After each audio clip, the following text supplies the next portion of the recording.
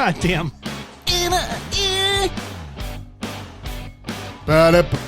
Ooh, we should harmonize. You know what? Next show, we are gonna sing it together. I'll take tenor. You take baritone. You take bass. And we're gonna do this. This song? Yeah. And then someone will be like, You're putting pressure on me because I don't really know what baritone is. So when we harmonized the one time, I just sang. Yeah. I didn't look for my range and hit that. What am I doing to you? What? What was I doing to you? Putting what on you? Pressure. Putting pressure on me. That's what she said. Sorry. You're making it hard for me. That's what she said. All right. So anyways, welcome to Keeping Up with the Cardassians. We are proud to have you all here. This is Nick. This is Rob. And this is Joe. And hey, we're all excited, y'all. We got 2 episodes to review with you in the second half of the show today from season 6. We got Statistical Probabilities and the Magnificent Ferengi. So we got those 2 episodes to review with you today, and those are going to be second half of the show reviews, as you know.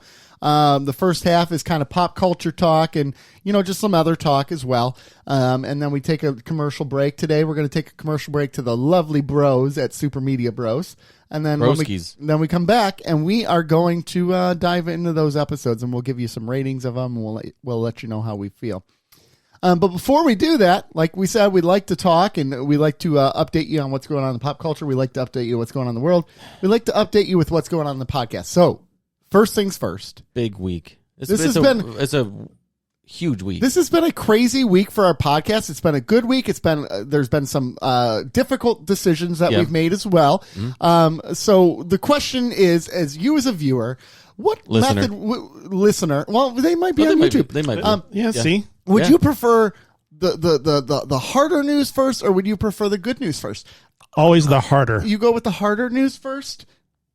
That's what she said. Okay. Okay. Anyways, so we have our "That's What She Said" joke on there. I'm sorry, I just added that, and as you know, we're gonna warn you. This episode might be bad with that. Between that and the sex. Yeah. Oh my gosh. Yeah.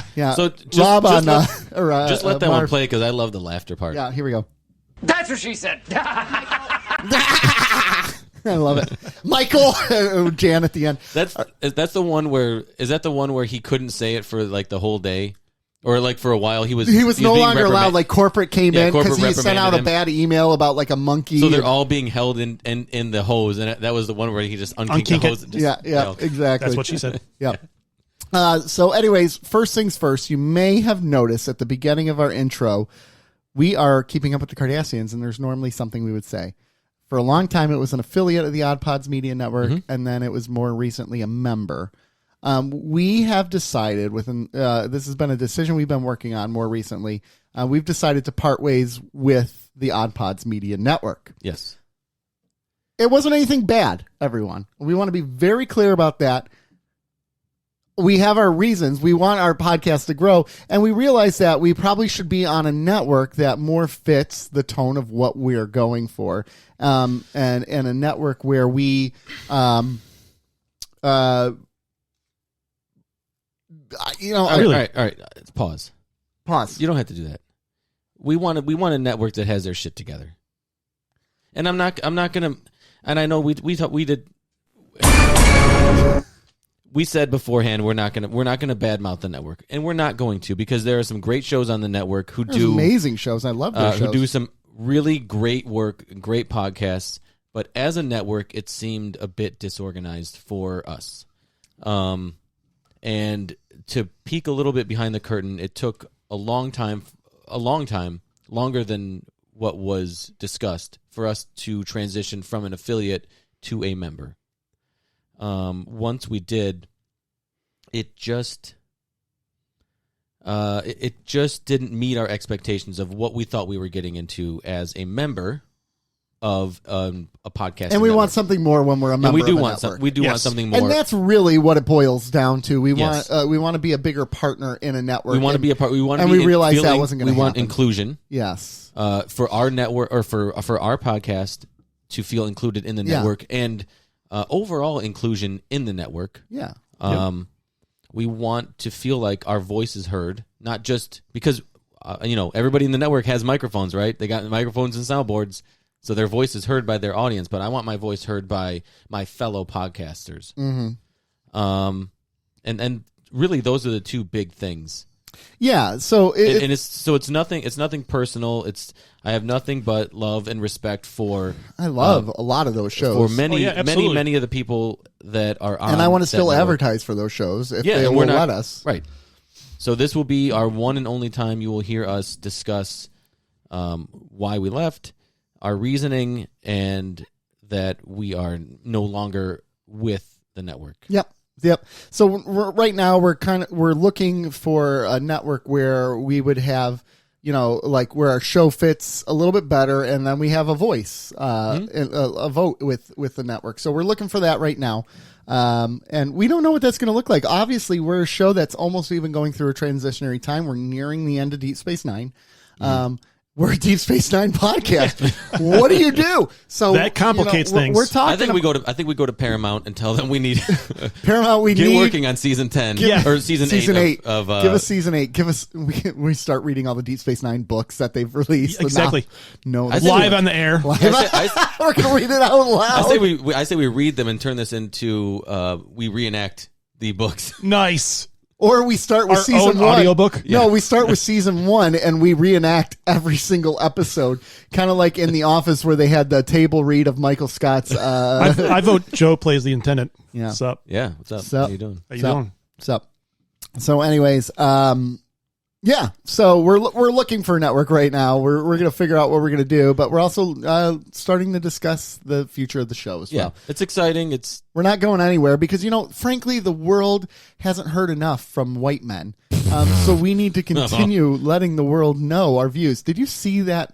The TikTok you sent? The TikTok I sent you, the podcast for white men, and it's like a play, like a toy, and it doesn't actually record.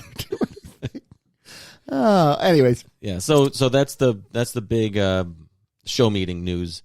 So just to put a bow on it, no hard feelings with Odd Pods. Not at all. Some great people, great shows on that network. We wish them nothing but the best. I hope everything that they set out to achieve with that network that they do. I hope they get it. They get it and they achieve it. Absolutely. And everything is looking up for. I think both sides. I think we're happy with our decision.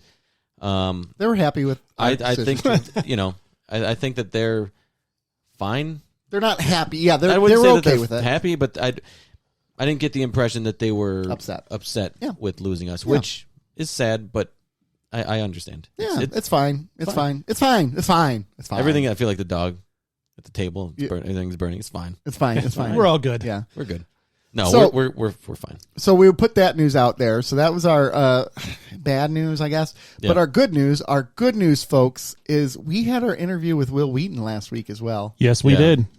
And it was so much fun. It was a blast. And we're excited. We're going to wait a couple weeks to air it for you. We're going to wait till April 11th. So basically not this next week of the podcast, but the week thereafter, you will be hearing that interview. Also known as April 11th. Yes, April 11th. I'm just saying, if they don't know what the dates are and they're listening to the podcast, they're like, is that... They're getting the info on 411. Ooh. Nice. It's almost like it was intentional. It wasn't. I just thought of that because I'm super dumb. Yeah, that's true. That's true. That's true. That but the reason we're doing that is to coincide with the release of his book on April 12th. And what's the name of his book? Still Just a Geek. An annotated memoir. Nice. Yeah. Still Just a Geek. So BarnesandNoble.com. Amazon.com. Or your local retailer. Your local retailer, yeah. Which is preferred. Yes, we love the locals. If you can. Yeah. So there are some people that can't. That's true. It was a lot of fun. The interview was. I think you're really going to enjoy it, especially if you like less of our Star Trek material and more of our just conversations about life and more serious issues of life. Yeah. You're going to really enjoy this conversation. So we are pumped. We'll probably start advertising pretty heavily on that. You'll starting yesterday. Yeah, Facebook posts, Twitter posts, all these sorts of things. It's gonna be awesome. I'm really excited about it. So it was a fantastic interview. I think it was our best yet. Honestly, to be honest, I think it was our best yet. Well, and it's not to say anything against the other people we No, interviewed. I It's think it more was us just- getting more comfortable And with that's our what- interviewing. I thought we did really good. Yeah, I was happy with, not to toot our own horn, but Toot, beep toot. beep. So, but yeah, so that's that. So that's an exciting thing. Should we continue the roller coaster of emotions? Yes. So I was gonna say, okay, so Let's do this the low, rest of the first high. half of the show. So We're this going is to low. do that. We're doing that. Okay, so this is going to be a good news sandwich, essentially, right? Yes. So you have bad news, good news, and bad news. That's a good news sandwich? Yes. Yes. Because the sandwich is the It's a middle salami, point. yep. Okay. Yeah, it's like a salami So sandwich. are you going to the bad news that I think you're going to? I am. Yeah. I am. So we record on Saturday mornings, and late Friday night, March 25th, news came out that Taylor Hawkins, the drummer for the Foo Fighters, died. And I don't think there's many details beyond that. There's at this nothing right time. now. Nothing yet. So there's really nothing to say about the situation other than your own reactions and emotions about it. But he was only 50 years old. Only 50 years old. He has 2 children. Yep. He's married. I mean, it's very sad. He was such a cool dude. Like, dude, he was just a good dude.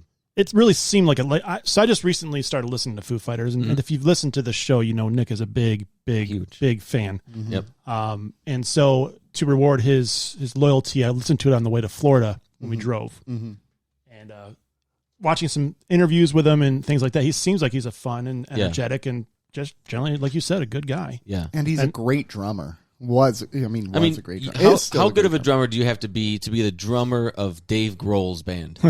Well, really good. In fact, if you listen to early interviews from Foo Fighters, they went through some drummers early, and he had to fire people because they were just not up to snuff. Because he was doing everything for like the first 2 records. He was, and even when he had a touring drummer, they still weren't the recording drummer. Right. Yeah. It was just some guy to put on the road. And, Yeah. And then he heard Taylor Hawkins at an Alanis Morissette concert and said, "I have to have him." Oh, really? That's how he was Alanis Morissette's drummer. I didn't know that. Didn't know that. Which what a good artist to go from, like Alanis Morissette in the 90s. Yeah. Yeah. Whew. Awesome, man. Ooh, her albums, like her early albums. I haven't listened to any of her newer stuff, but No, I don't think I've listened to anything Alanis Morissette after the Jagged Little Pill. No, the second one. 100%. Yeah. What is it? Infatuation. Yeah, Something. let me pull that up. But anyways, while I'm pulling that up, I mean it's really sad, Incredibly sad. sad news, and Tragic and sudden, and you just, I was saying to you beforehand, I feel for Dave Grohl, Yeah. who has, we were talking Twice. Dave Grohl and, nothing happened to him, but Eddie Vedder.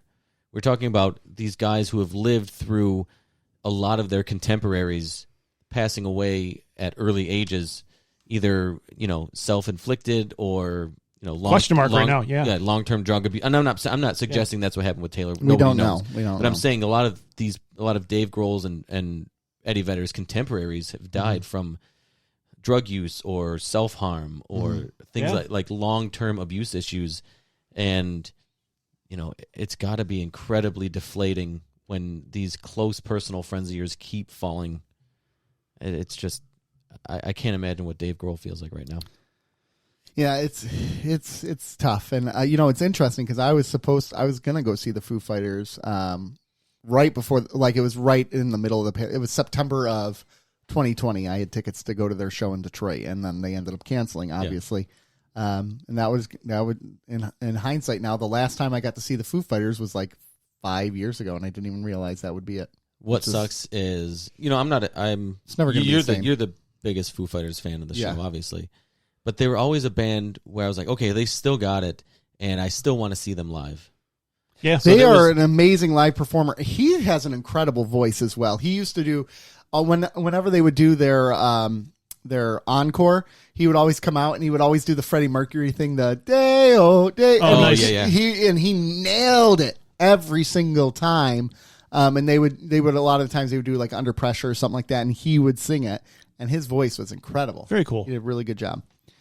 So rest in peace, Taylor Hawkins. Mm-hmm. I listened to a little Foo Fighters on the way in.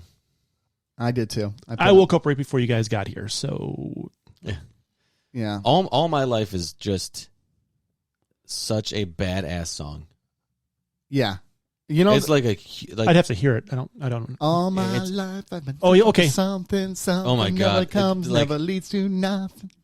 But when the music kicks in after just the strumming, Yeah. it builds, and then Taylor and Dave take it away. It's just such a great song. You know, one of the Great rock and roll song. Yeah. One of the incredible things, though, for his legacy is the band was so good for, like, they were fun, right? You could tell they really enjoyed being a band together. You could tell they really enjoyed writing music. Their music videos were always hilarious and really good. And then they released that movie, The Studio 666. So that's his last thing he's done. Did you watch it? I haven't watched it yet, but I've heard it's like cheesy, hilarious, like fun, which is what they were going for. Of They course. weren't going for serious. Did you watch it? No, I was curious about it because I was right curious. around the same time, Alter Bridge released like a comic book of featuring them. And I'm like, Okay. what a novel idea for bands to start doing. They're like Yeah, kind of cross-promoting- reaching out Yeah. into Yeah. other aspects once they're after their creative peak, they Well, it's sort of start to Well, And having a little bit of fun with their Yeah. quote unquote legacy. Well, and their success. Yeah. It allows you to maybe delve into some other hobbies and interests a little bit and kind of put your mark on those. Yeah. Well, and you know what's sad too is that yesterday was the day where they released the album from the band from Studio 666. Oh, really? Oh, The band is Dream Widow is the band, and it's thrash metal and thrash and speed metal songs. So Oh, wow. yeah, And are they the band or they're the band. Okay. Yeah, they're the band, but They're so- not playing the Foo Fighters. No, in they're it. playing they're just thrash Dream metal. Widow, but yeah. they did the DGs, the DGs Yes, where they did which the were Beatles. the Bee Gees, or the Bee Bee Gees. Gees covers. Yeah. That was. Have you listened to that? It's great. It's so good. Yeah. They were just such a talented band that could pretty much. I know a lot of people criticize them for not being super creative beyond maybe their second record or something. Hillary. Yeah, we're looking at you, Hillary. But you know, I don't think she's alone in having that opinion. I would 'Cause I totally disagree, though. I think their sound has. I think I'm completely somewhere. I don't think I would. I would probably side more with her than you. Ooh. Only Wrong day to because- pick that fight, man. I know, but Have some fucking respect. but at the same time, I don't think I don't take it as much of a dig. I just think they found what works perfectly for them, and they continued to do it. Wasting Light is incredible, and if you listen to Wasting Light is the compared one to- exception. compared to, yeah. Well, I don't know, because then their other albums after that were pretty different, like Sonic Highways and all that, because they used different influences. Yeah, they started to do something a little. I think different, my but- least favorite album of them is probably Medicine at Midnight, their most recent one. See, I liked that one. It's grown on me, but it's still my least favorite. I think Sonic Highways was my least favorite. Yeah, that one's not great. That's the one where they toured around, and yeah, that one's. I like the idea. I loved the idea behind it, to visit these different studios where these all these different bands recorded these classic albums, and try to see if you can draw your own influence from just being in that space. Yeah, I love the idea behind it. I didn't particularly think the music that came out of that project was their best, but the project as a whole was pretty cool. So here's a hypothetical, right? Like, he's passed away, right? And we've seen this with other bands where someone instrumental of the band has passed away, and sometimes they replace them and continue on. I know what this Other is going. times they're done. Rush, right? Rush stopped once. Neil Peart died. They're done. They're not touring anymore. I think you can still go as Foo Fighters. Do you? Foo Fighters Is Dave Grohl? is Dave Grohl. I Dave think it's Grohl. Dave Grohl and Taylor Hawkins. See, I think it's. You think it's a grown duo. to? Yes, I do. It's them because whenever they interview, it's those two together. Yeah, it is. Yeah, And you're right. You're right about that. But layman to Foo Fighters, it's pretty You much are Dave a lame Grohl. man. But yeah, Your It's- mom. yeah. I think Why are you telling me your middle name? I think to the common person, as long as you see Dave Grohl fronting that band, singing Foo Fighters songs, it's going to be a Foo Fighters concert. Well, and me going into it, it's pretty much a Dave Grohl band. yeah. Right now. for fans, and they have a lot of diehard sure they do. fans. For those fans, it's not going to be the same, and they might Dave might still tour under the Foo Fighters moniker, or he might switch it up. But I think if he does, it's still going to be a different experience going forward. It will be. It'll be an entirely different experience. But yeah,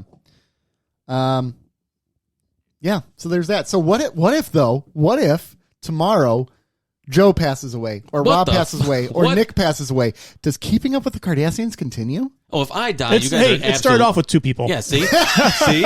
It started off with you 2. So if I die, you guys are just going to... You won't even skip a beat. You'd be like... Yeah, you're probably right. You'd be like, are we recording Saturday or Sunday, or what do you want to do? Can we do it at the funeral? Yeah. I have Joe live on mic or dead on mic. Yeah. When the podcast started, Rob Joe, and I were... Your mic's dead. Rob so and are I you. said, every episode, 50 minutes or less, it has to be. Joe comes on, hour and 50-minute episodes. It has to be. Hold on a second. Now, 50 minutes, that's 25 minutes each, right? Yeah, that's not enough. So That wasn't 25, enough time. 25, and 25 is what, about an hour 15? Yes. Yeah, but What do we do? we're trending about hour and a half. Okay. All right. Everybody calm down. No, we're getting better, though. We're getting back down to an hour 15, which Yeah. I think is the sweet spot. Yeah. We'll change that today. But the other thing is I don't want to. I like to be concise and to not just ramble. But there are times when we talk about something that needs to be kind of expounded on. Yeah. Mostly when we get into Jason Mamoa. Yeah. Yeah. Gee, I'll expound upon that, man. Red Robin. Yum. Okay, so we've gone what down up. We need That's an what up. she said. We need an up. We need an up. The Batman released, or they the Matt Reeves Joker.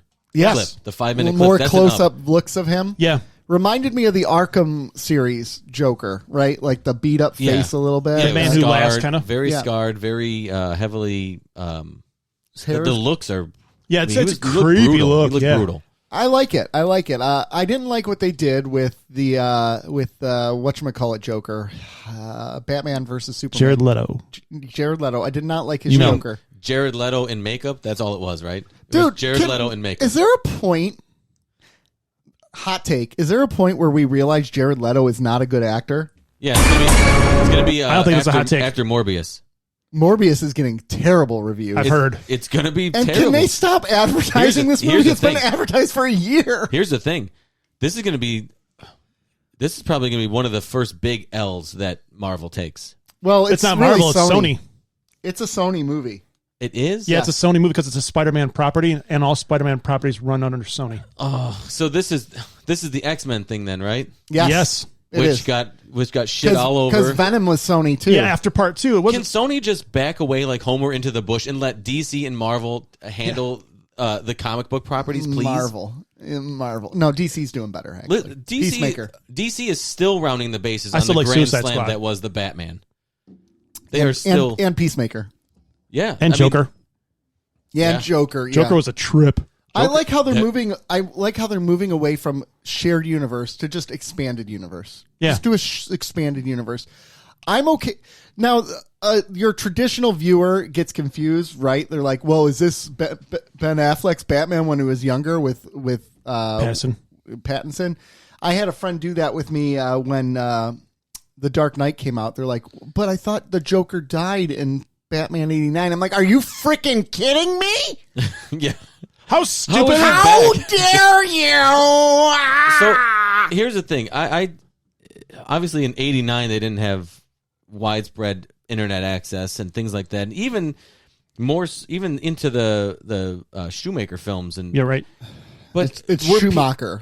I'm I'm kidding. I don't know. He doesn't deserve his name Yeah, pronounced the films correctly. were so bad.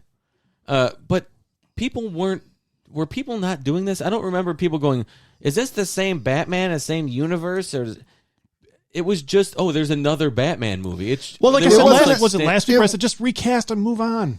Let's just recast and move on. Yeah, it was Don't almost have to like reboot every fucking time. I know. So it was Whoa, Rob! Stop. I don't know. throwing things. It's just get over it. And the thing is, I don't want DC to get into like an arms race with Marvel, trying to do the same thing.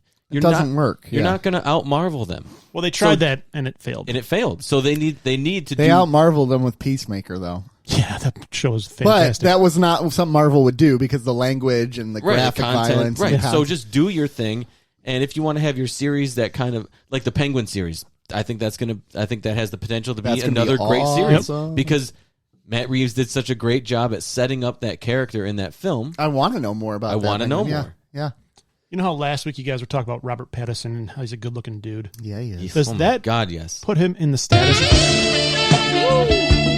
Yeah, Robert. Okay. Does that put him in the status with Yes. like the Momoa debate, the Gosling debate? Oh, No, not yet. for me, Not yet? yeah. For you, it does. And why He's- haven't we talked Henry Cavill Momoa's- in this situation? Oh, Henry Cavill is number one for me because he's a nerd. he is too. a nerd. He's nerd AF. He's like a Warhammer guy. Yeah, he builds yeah. his own computers. Like he missed his freaking phone call Yeah. for Man of Steel because he was playing World of Warcraft. But we've never thrown him into the mix with the Momoas of the world. All right, so I'm going to go here. I'm going to go. okay. Okay. Getting all hot and I'm going bothered. to go. Ooh, I'm going to go. Henry Cavill 1, really? Ryan Gosling 2, Oh, you're terrible. Robert Pattinson 3, and Jason Momoa 4. That's a hot take. Thank you for that. You're That is welcome. a hot take. That is a hot take. Very hot take. It's- You know what I'm saying? That is the hottest You're take. Momoa 1, Cavill 2. No. Yes. Cavill 1, Ryan Reynolds 2, Pattinson 3, Momoa 4. See? Pattinson's not even on my list. If I'm going to put him on the list, he's 3 Yeah, you of got to pick. 4. You got to pick through the. Well, through then, the yeah, guys. he's 4. What do you? Momoa Paul- 1. Momoa 1, yeah. If Paul Look Rudd, at him, for if the love of Paul God. Rudd's in there, Paul Rudd might be 3. If there's Nope. top 5. Yeah, right. If you're drunk and lonely. Paul Rudd is the sexiest man alive, which gives Joe hope. That's it. By It does People give me magazine. hope. Thank you. Thank you. For people over 60.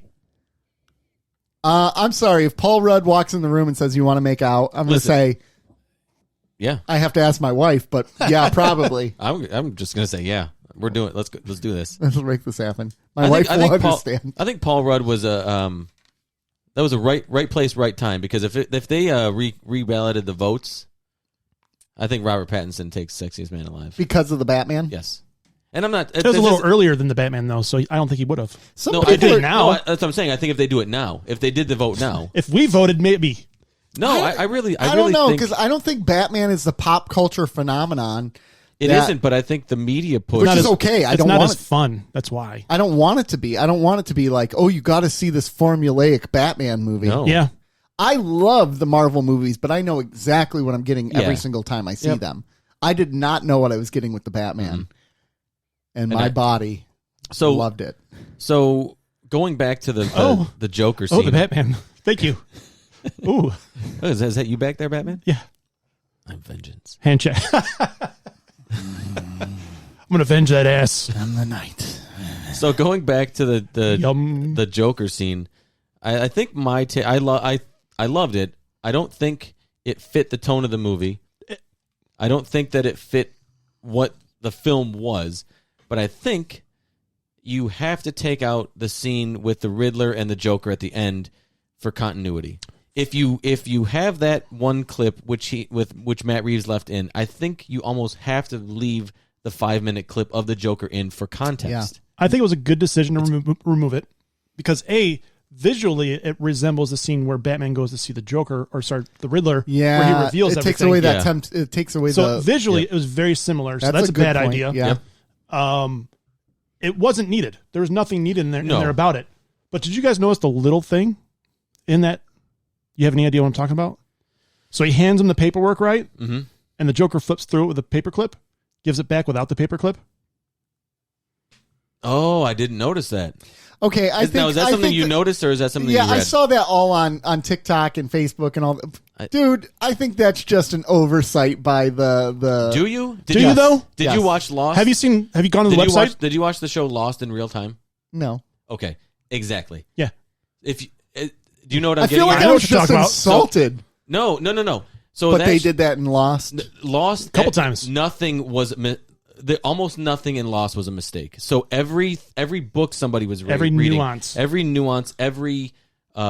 placement of something Who else in a did certain that? place. Recent show did It was done on purpose to make the viewer watch in such a way that they were aware of everying going on. So and it if- also gives it a rewatchability because now It you're does. trying to Absolutely catch does. things. And then, so in between the weeks that they would have it, you'd be going online, or you'd be talking to your friends. Like, what was the book he was reading? And there's all these fan theories and everything, and it developed such a universe around that show that I almost watch TV like that now. Yeah. So I'm looking at everything, and so that's, to me, when I see that, I'm like, okay, I'm immediately brought back to Lost. And if somebody didn't watch Lost, and They can't appreciate it. they don't appreciate those little details as much as somebody who did watch that show. Yeah. Yeah. And I the get fact that. it was on the website as a kind of a release of that too. Yeah. Come on. That was Yeah. on purpose. Yeah. One other thing. Initially, before the Batman was coming out, we saw pictures of the Batman suit, and we're like, I don't know anything about it. Now that you've seen it in live action and have a chance to digest, what do you think? Second best Batman suit behind Batman Begins? Batman 89. I'm going Batman Begins 1, this one 2. I'm going to go. I like the Keaton suit. I'm going to go Batman Begins combined with the Dark Knight cowl. A potpourri of Batman suits. Oh, we can mix and match now? That's what we can do? I would go Batman Begins. I like the cod piece from Batman and Robin. Nick's going a la carte. Yeah. Now, what Batman cape, Begins, then the Batman, but then Batman 89. But what cape would you use? Batman, the Batman. I love his cape. Ooh. So I want think the glider cape, though. I love Yeah. how it's got the thing up there that's almost like the Dracula, like the up part of the cape. Yeah. What would you call that? Collar. yeah. The collar of the cape. Yeah, let's Yeah. see. Like what was the But I think- right yeah. there, the little collar thing. Yeah. That's awesome. Oh, of course he pops his collar. Yeah. Son of a. Bam. No, but I think Fear is a tool. for me, When the light hits the sky, the Michael it's not Keaton just Batman all. suit is just It's a warning it's just the best. for them. It's simple. It's classic. It doesn't see. It's not bulky. But it's cumbersome. It is, but I like how it's like this hardened rubber material. You've It's always just been fans of hard rubber. rubber. Yes, Just like it hard. and rubbery. That's what she said. Thank Thank God I'm So, here. yeah, but I think this is my second favorite. I'm just listen. I'm all in on this film. I love it. You want to go see it a third time? Yeah, Let's do it. I do. All right. coming out in like 2 weeks. Don't care. Yeah. I can watch it again. I probably Yeah. could watch it again. Actually, now that it's been But- another week, So yeah, I could watch it Yeah. all night long. I'm glad that they didn't put this into the film. I am very glad. I wish they would have been a little bit more liberal with their editing and taken the last 40 seconds of it. You guys out. know I've had a problem with that since it came out. It's That- really the only con, Yeah. in my opinion, Yeah. in the film is that.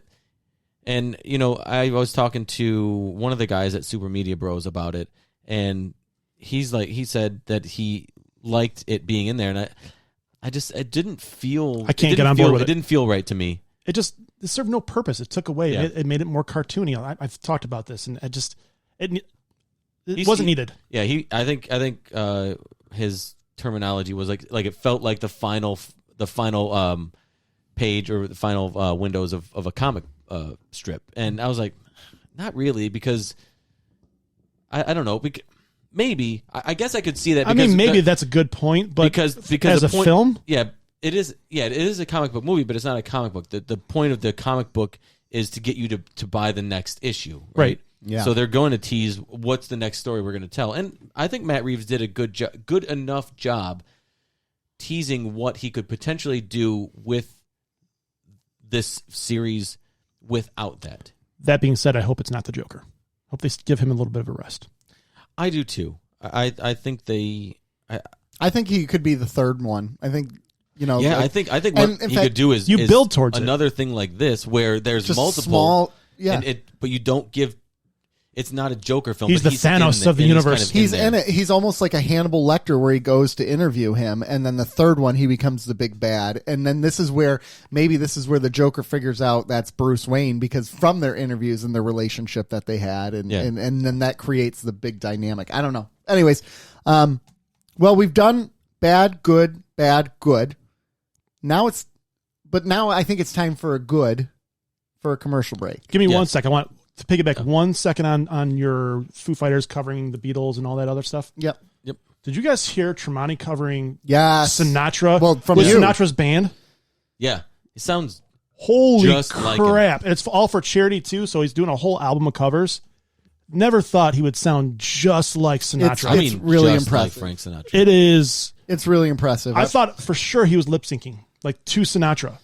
Yeah, when you played me the video clip, and I was I was like, that's got to be an overdub. Yeah, exactly. Yeah. It sounded just like Frank Sinatra. It was very impressive. So I'm looking forward to checking that out, especially since it's Sinatra's band or whoever's left. Yeah. Yeah. So that's all I had. Throw that in there real quick. All right. Well, anyways, we're gonna take a quick commercial break.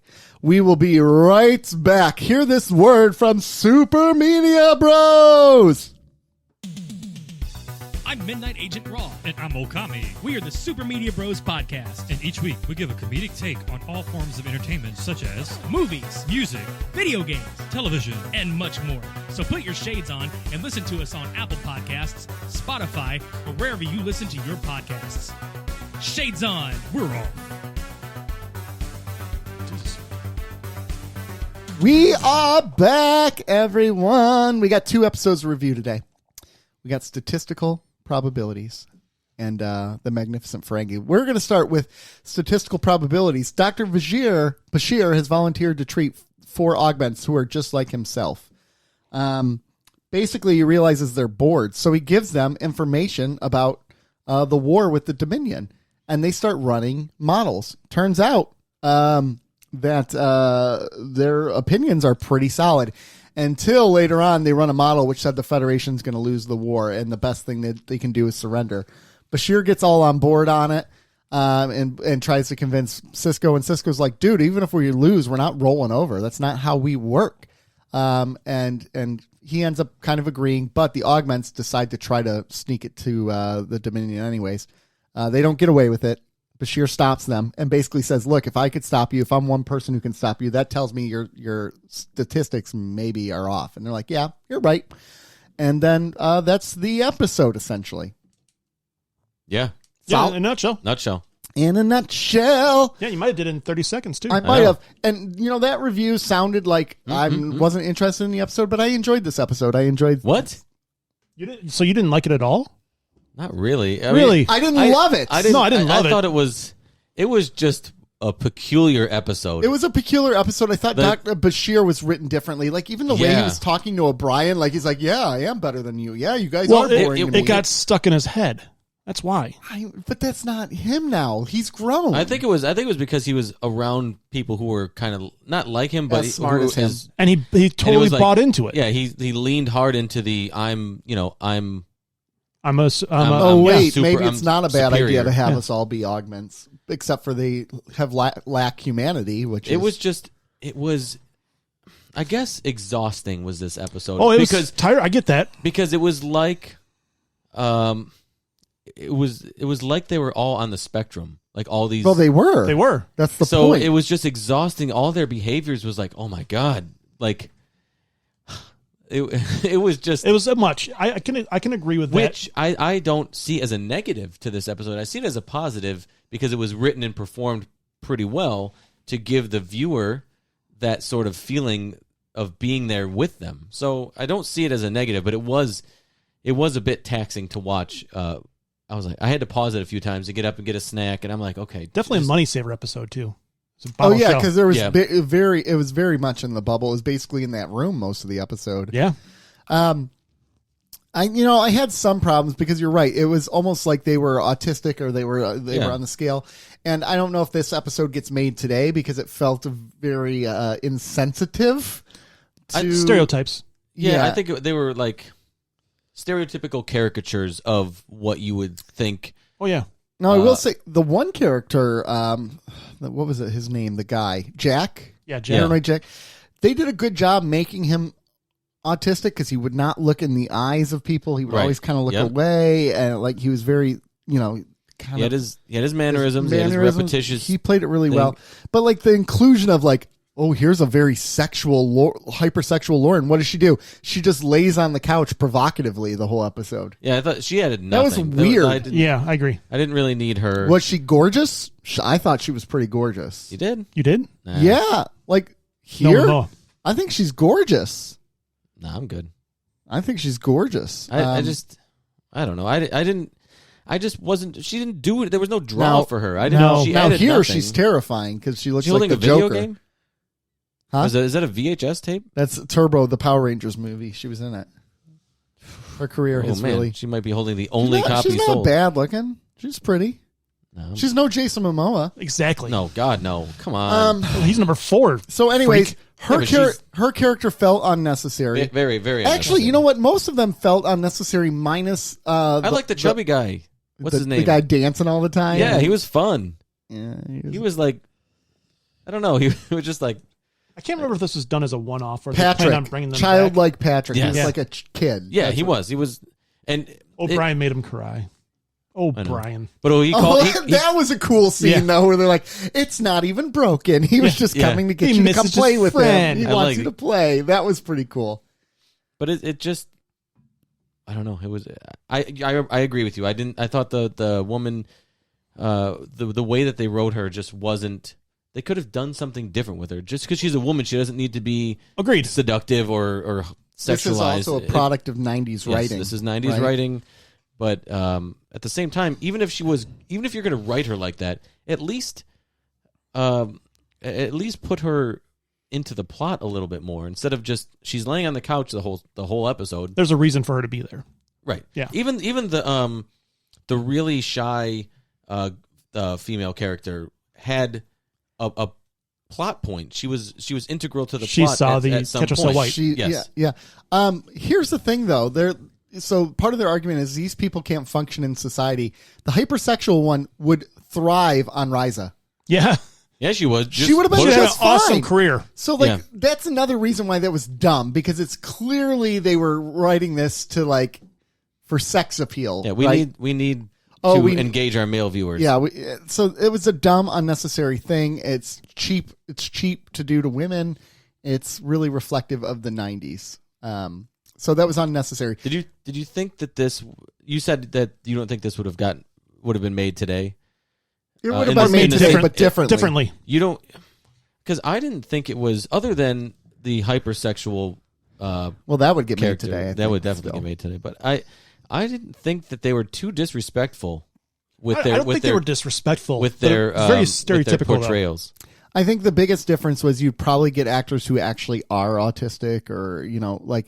Here's what's, the thing. What's Here's that the- one show that's on Netflix that was really popular with the autistic kid? I can't remember what it was called. It's got Michael Rappaport in it. Here's the thing. My wife is a teacher who teaches children with autism. Yeah. And as somebody who has spent a significant amount of time Atypical. Sorry. listening to stories of these kids, I've seen their behaviors. And I'm not saying I'm I have insight that nobody else does, but I'm just saying that I thought it was fairly accurate, some of the portrayals and some of the mannerisms and the behaviors that these characters had. Yeah. I can see I that. thought they were stereotypical, but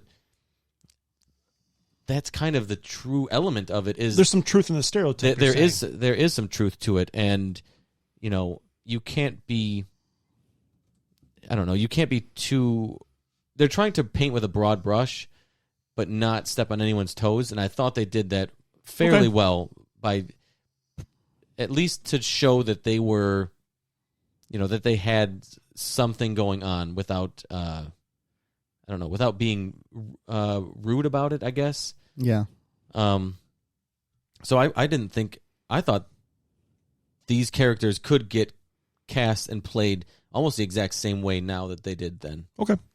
Which is kind of wild to think that something 25 years old would be played the same now. But It's interesting because this show seems to have really aged pretty well, all things considered. Yeah. I think so too. I mean, we do have the occasional. I think the one thing that we kind of discuss the most that doesn't age the best is the hypersexuality of some of these characters. Yeah. For being unnecessarily hypersexual.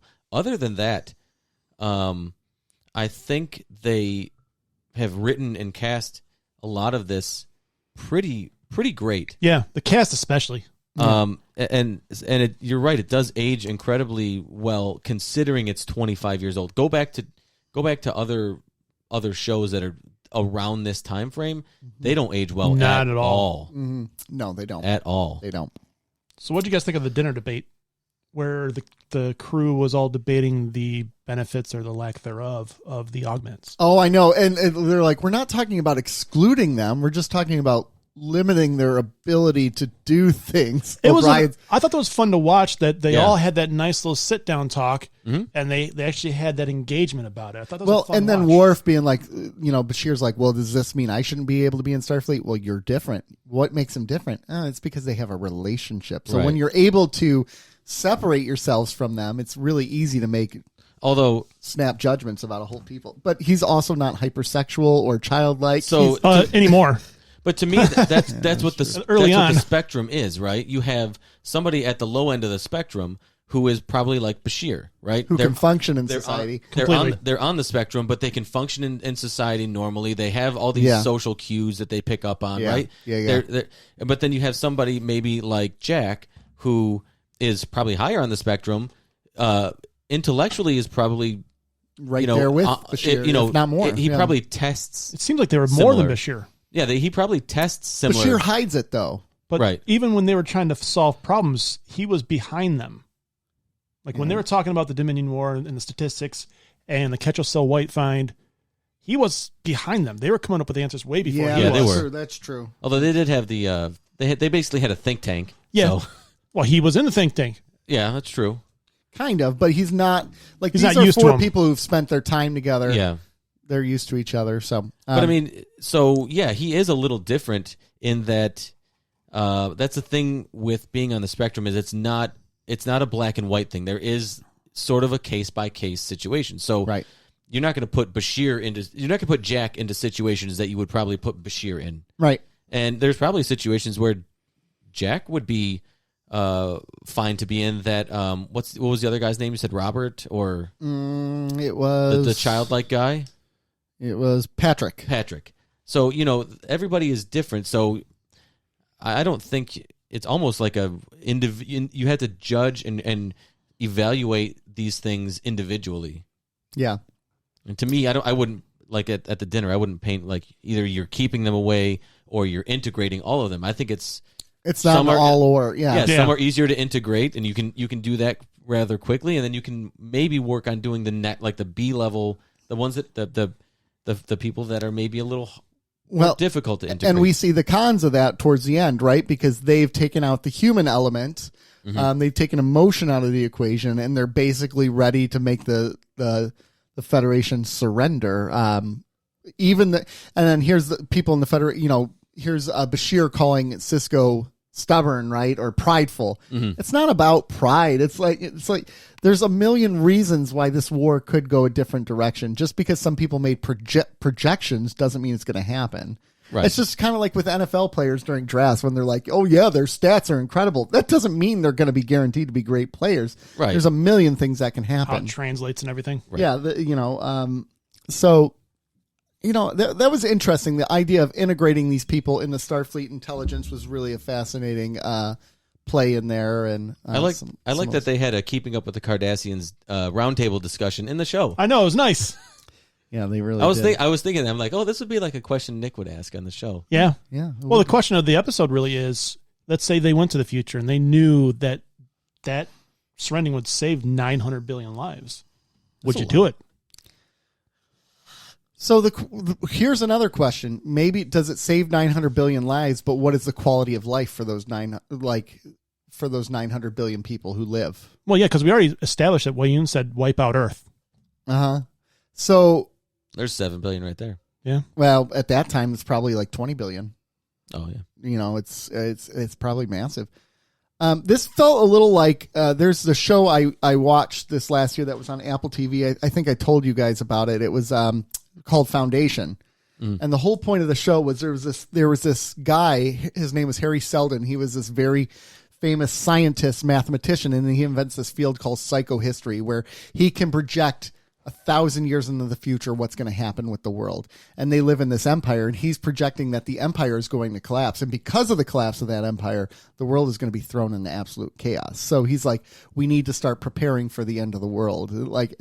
And the empire fights him because they're like, we're the empire. We're never going to collapse. We're amazing.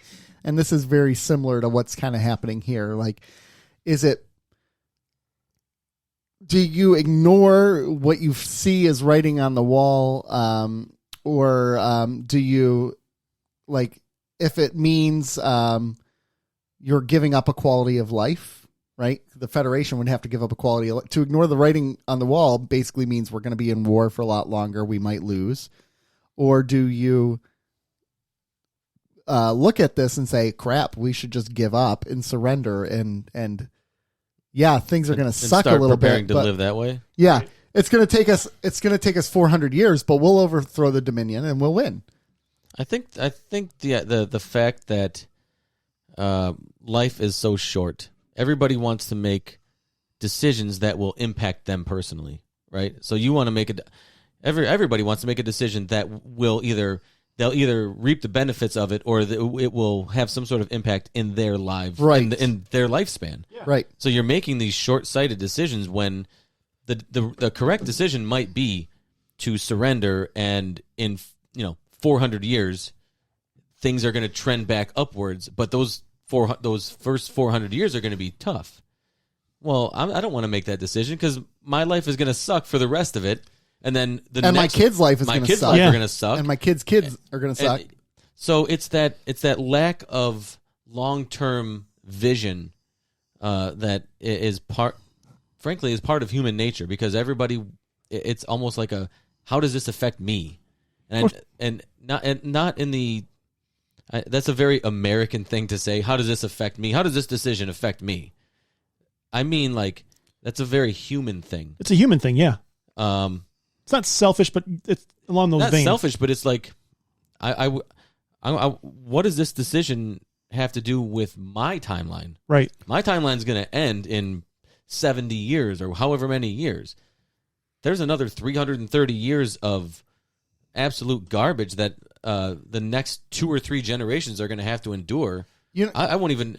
Nobody on this planet nobody that's living right now will reap the benefits of this decision. So why do it? Why not just fight and try to win now, so that if we do win, my life is going to be better in 5 years. The one seed gets beat all the time. You know what I mean? Hey, only once. Two But seeds I get think beat what all makes the time. that so tricky is the long-term implications. It's one thing to say for us, we're going to forsake our generations to make sure the next generation is better. But they're saying, no, our generation's going to suck. The next generation, we're making decisions for generations. 3-4 generations. Kind of like what happens in our world with global warming and all this crap, right? Yeah. Like, we're making it easier on ourselves. We lost a big ice shelf in Antarctica yesterday. Yeah. So, like, we just keep passing along the problem to the next generation. I think that's where it gets tricky, because I would do anything to make my son's life better, even if it meant my life would suck, right? Yeah, but I'm not going to do anything to guarantee my grandson's life is better, because that means my son's life might suck, right? Like, I'm going to let my son, I want to put my son in the best position so he can succeed, and then make the decisions for the next generation. Yeah, you want to build that success. Yes. Right, exactly. I should not be making decisions for 2 generations ahead of me. I should be setting up a foundation so that next generation can now continue building upon that foundation to make decisions for the next generation, who will make decisions for the next. Otherwise, it's you're manipulating and taking advantage of. So this is why I like this episode, though. It goes back to what we always used to talk about, the big questions, right? Yeah. Here's a big question about, if you know the writing's on the wall, do you give in, or do you continue to fight? And then also genetic manipulation, right? Here's a big con of genetic manipulation. Mm-hmm. If it really creates a bigger difference between the haves and con. It creates a bigger. You difference. also said the next generation like 8 times in a row. Well, you think Khan? He was what they referenced with the eugenics wars. Yeah. Is that he got bigger? He thought he was bigger than everybody because he was so advanced. So it becomes bigger questions like that too. Yeah. So I mean, we already know. Guess on the surface, there's my criticism of this episode is it was exhausting to watch because of the characters. But that, to me, that's a good thing. You're right. Because they did. I thought they did such a great job with the characters in this episode. It was. So I guess, as I tend to do sometimes, I go in with my initial thoughts, and then our discussion impacts how I finalize my view of the episode. Second Sight still sucks, though, right? Garbage. Yeah, thank you. Trash. Great. It's great. All right. Ready for the next episode? Do it. The Magnificent Ferengi. Moogie has been taken by the Dominion, and Grand Nigga Zek has decided for some reason Quark needs to go get Moogie. So Quark creates a team of Ferengi to go, including Rom, his brother, and some other people. And they break. They decide that they're not really good fighters, so they decide to negotiate with them. And hijinks assume. Weekend at Bernie's. They get Moogie. You didn't like this episode, did you? This was the dumbest No thing way, I've ever seen in my entire life. I thought it was a lot of fun. I thought it was fun. Yeah. It was the dumbest thing No, it ever wasn't. in the history. I mean, Iggy Pop was on here, so that's pretty cool. But, like, come on. No, bro. it was a lot of fun. Oh, God. You're looking at it Yeah, way the too much. I mean, the cameos were great. They weekend at The Bernie's, the Weekend guy. at Bernie's and they was- brought back the guy from earlier in the season. Come on. Yeah. I think it's because season 6 has taken such a serious turn, and now they're like, we're going to Weekend at Bernie's. Someone, it's like, whoa, it just blows my mind. Well, so We're they in always a deadly war. 900 billion people are going to die, but we're going to animate that this scene was dead pretty guy. cool, and he walks into the wall. He just over and over again. Yeah. The comedy elements of it were on point. But it's a Ferengi episode. It's going to be funny. I think I've and just decided not I don't serious. like Ferengi And here's episodes. the That's thing really what- is that so they've gone serious. They're about to go serious again in the next They are, episode. yeah. Hey. And so they've always done this in Star Trek where they have to put that fluff in there a little bit. It's a palate cleanser. And in all fairness, this was a lot of fun to watch. It was a lot Was of it fun. though? Yes, it was. Was it? The Ferengi assassin. Come on. Was it though? When they shot Moogie in the simulation. in a simulation. That was pretty funny, actually. It was meant to be he was fun. like, I knew we were outnumbered. I would just put her out of her misery. I mean, it's there. That goes back to the last episode. We're screwed already, so we might as well just end it. Yeah, so you don't go into this thinking you're going to get a big question out of it. You're going into it and go, it's a Ferengi episode, so therefore you have to suspend disbelief. I can kick back and relax. Yeah. There's an upcoming Ferengi episode, which is just god-awful. But this one was a lot of fun. It just, I don't know, usually I'm kind of with Nick where I'm like, eh.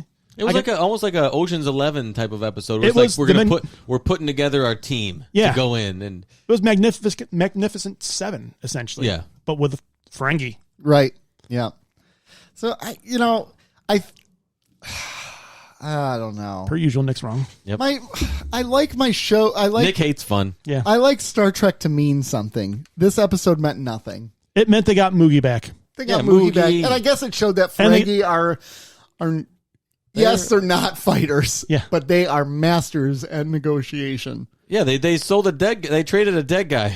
And they got Iggy Pop out of the deal. Yeah. Yeah, like that was a cool Vorta. Yeah. Yeah. Yelgrun, or I think his name is. Also, they brought back the other Vorta. Yeah, Keon. Keon, that guy is a dirtbag. Yeah, he is. They nailed that guy. Like the We should way get Iggy Pop on the show. Go for it. Is he a Michigander?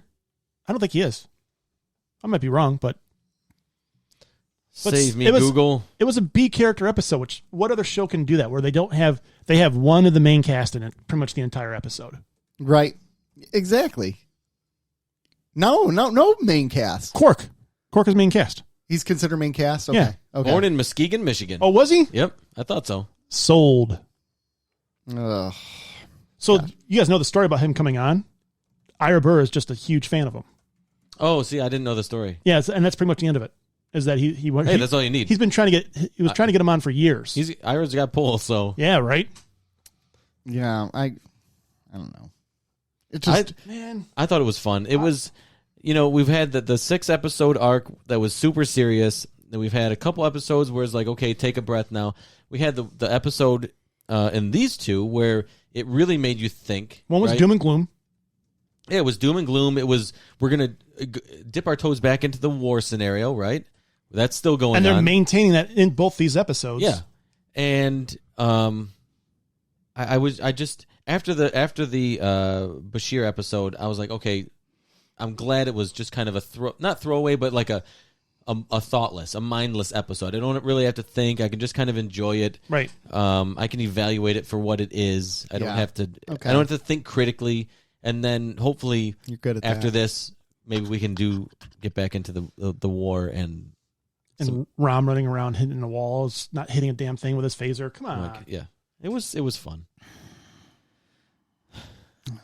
There's really, but I mean, honestly, There's not much to talk about. There's not much to talk about in the episode. It was just a lot of fun. It really is like Magnificent Seven, Ocean's 11 type of. Yeah. Get your team together, go in. An all Ferengi team. Come on. I know. Yeah. Cousin Gala. That guy's a great actor too. He does creepy really well. And Jeffrey Combs. Yeah. And I like how Keaton gets killed, though. That was pretty cool. That was pretty awesome. He's such a bad shot. I mean, he was already going to die anyway. No, the great part was he tries to kill Quark. I should have done this a long time ago. And whoops. They're like stormtroopers. No one expected that. They weakened that Bernie's the guy. That was just so...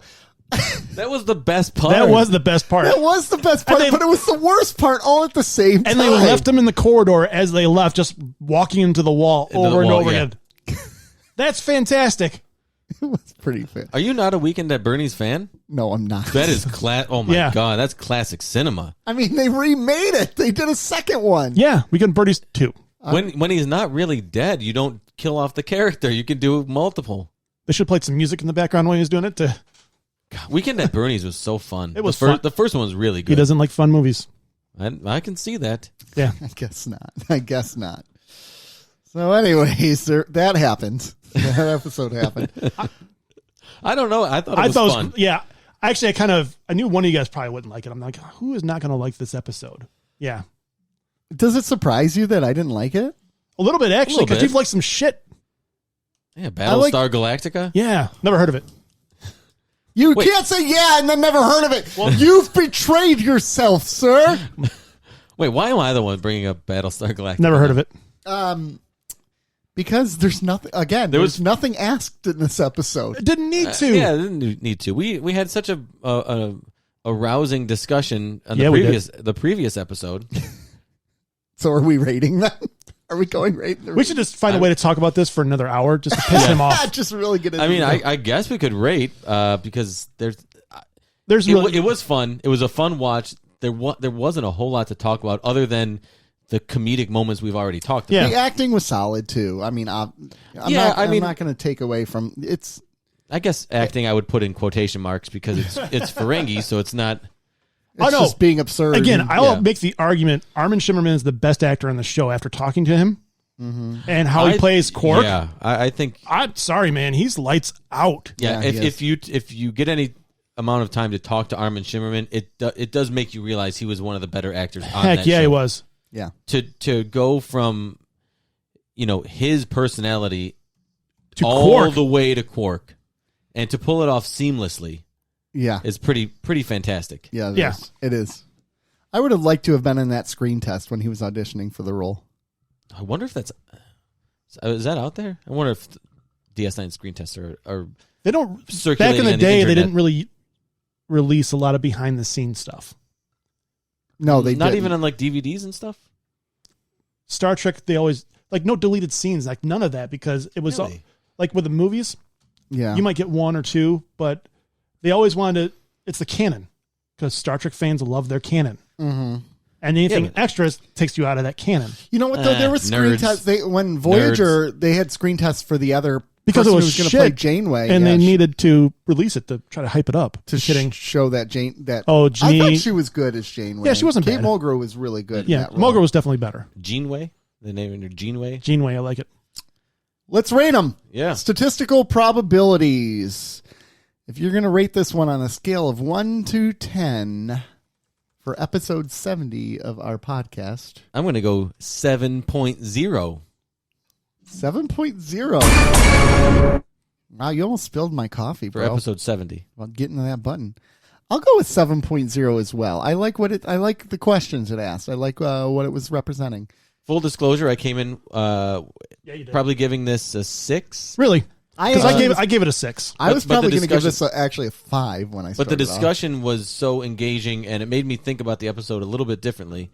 You're welcome. That Another one. It's a little bit better You than said 7.5? 7.0 for episode 70. That's what a 7.0 for me, and I actually was prepared to go lower, but I thought our discussion was good. Yes. It raised it up for me. You raise me up.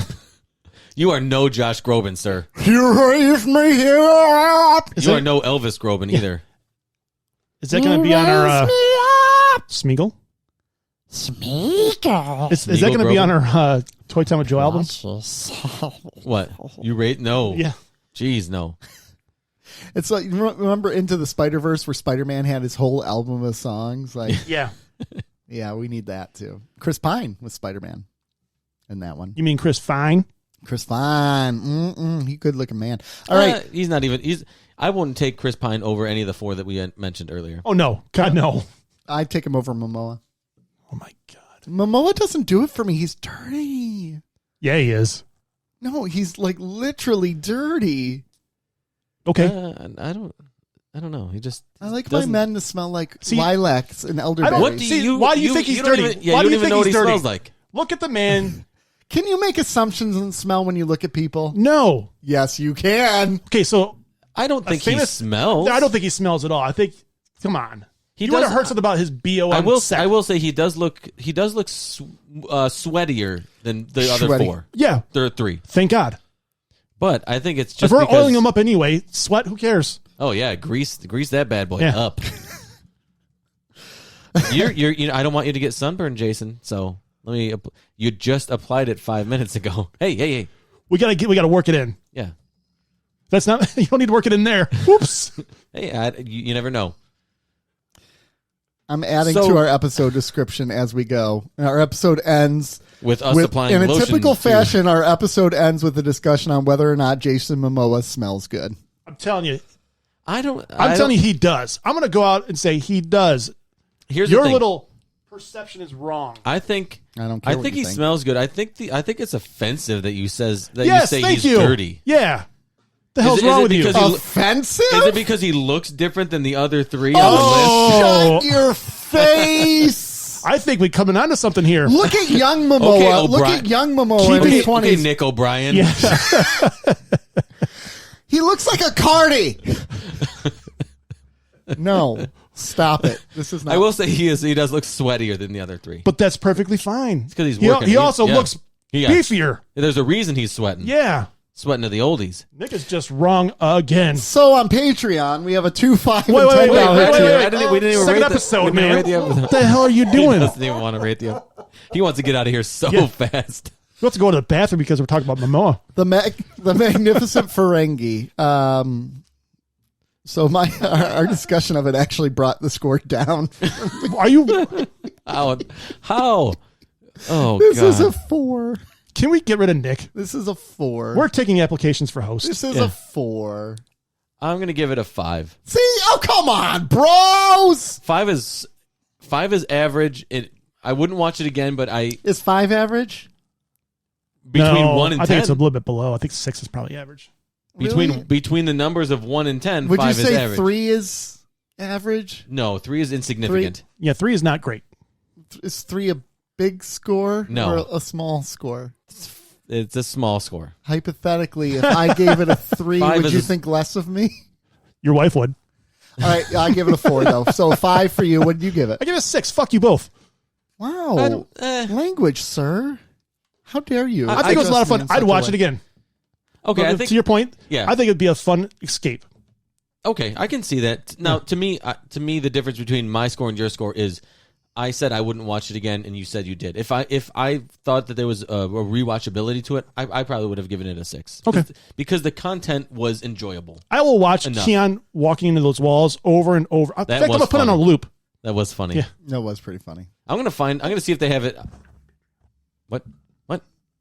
What? Why are What? you whispering? Why do you got to whisper? I didn't mean to interrupt you, Joe. What is happening? I don't know. We're live on air, and this bro's. I say bro a lot today. Yeah, bro. Okay. All right, So, anyways, Patreon, $2, $5, and $10 tier. we got a new one. We got a new one, A new patron, a new patron. Tam. Thank you very Welcome. much. Welcome to the party. Welcome to our world. We appreciate you. Give us your thoughts on because Tam is coming in with, I think we have at this point 8 Patreon episodes for them to listen to. And, The most recent one. We're really curious to hear what you have to say. Yeah. You're gonna get your money's worth. Yes, for sure. I mean, is that really money's worth? Yeah. That's. I mean, Yeah, is it? absolutely. Okay. and if you have any questions for the upcoming interview that we have to ask each other, Yeah, give us your thoughts. You can comment on any of the previous Patreon episodes. You can send us a message. You can email the show. Give us your thoughts on the show. It's always nice to hear from a listener, not just a patron. It's always nice to hear from our listeners. It is. And give us your thoughts. What brought you to the show? What prompted you to stick around, support our show? We thank you very much. But yeah, for anybody who supports the show, I think that's pretty fantastic. It is. Yeah, and we'd love to hear from you. We love you. And thank you. Thank you very much. But in the meantime, if you want to find us, you can find us at Instagram Cardassians Pod Oh, it's Twitter. on Twitter. Nice. Yeah. Look at Nick actually saying social media names. Cardassians Pod at Twitter. You can also find us at keeping_up_Cardassians on Instagram. Facebook's there too. YouTube, brother. And YouTube. YouTube. Yeah, keeping up with the Cardassians on YouTube. Find us there. We'd love to have you. We whether should just you be do a YouTube guy. We should do secret things on Facebook because nobody We goes should. there. Well, I used to. I used to know. post things on there I didn't post anywhere else. No one cares. Like you teased the Will Wheaton interview before. No one uses Facebook. Yeah. I don't know. So, Nobody listens to our show. We'd love to have you. Follow us. We love you. Thank you for making this show worthwhile for us. Absolutely. Yeah. Thank you. And thank you for supporting Nick when he's always wrong. Thank you. Always. Thank you. Habitually wrong. Thank you Yeah. for being with us on this very special episode. We love you all. Bye. Bye.